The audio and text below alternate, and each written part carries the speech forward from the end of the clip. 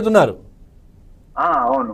అన్ని భాషల్లో ఇప్పుడు నేను చెప్పాలంటే తమిళనాడులో మేజర్ గా ఉంటుందండి. అది పెద్ద సినిమాకి ఏంటంటే ఇంపాక్ట్ అనేది పెద్ద ఉండదు. ఎందుకని చెప్పమంటారు, తమిళనాడులో ఇంటర్నెట్ వాడకం అనేది తమిళనాడు, కేరళ అక్కడంతా ఎక్కువ ఉంటుంది మామూలుగా మనకంటే. ఓకే. మనమన్నా కొంచెం పు- వాళ్ళు 24 గంటలు వాటిల్నే చూస్తుంటారు. మీరు కావాలంటే చూడండి, చిన్న చిన్న ఛానల్ కూడా లక్షల్లో చూసేస్తుంటారు. అవును. అక్కడ తమిళనాడు, కేరళ అక్కడంతా అవేర్నెస్, వాళ్ళు దేశంలో ఏం జరుగుతుందని తెలుసుకోవాలన్న ఉత్సాహం వాళ్ళకి ఎక్కువ ఉంటుంది అనమాట.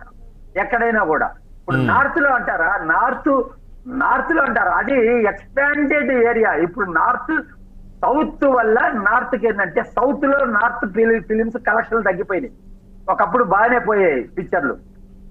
ఇప్పుడు ఏమైందంటే అది ఆటోమేటిక్ గా ఓటీటీలో వస్తుంది కాబట్టి సౌత్ లో పెద్ద ఈ ఇంగ్లీష్ సినిమాలు, ఒకప్పుడు ఇంగ్లీష్ సినిమాలు చాలా బాగా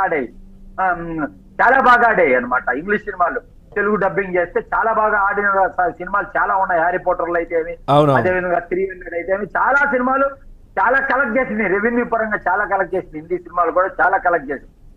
కాబట్టి ఇప్పుడు అవసరం లేకుండా ఓటీటీ అనేది ఒకటి వచ్చింది కాబట్టి నిర్మాతలు ఏంటంటే అతిగా సినిమా గురించి పబ్లిసిటీ ఓవర్ గా చేసుకోకుండా ఈవెంట్లు అని చెప్పి ఇవని చేసుకొని సినిమాని ఏదో పెంచుకోవాలా అనే ఒక ఉద్దేశాన్ని వేరే రకంగా వేరే కోణంలో మార్చుకుంటే బెటర్ ఏమో అని ఒక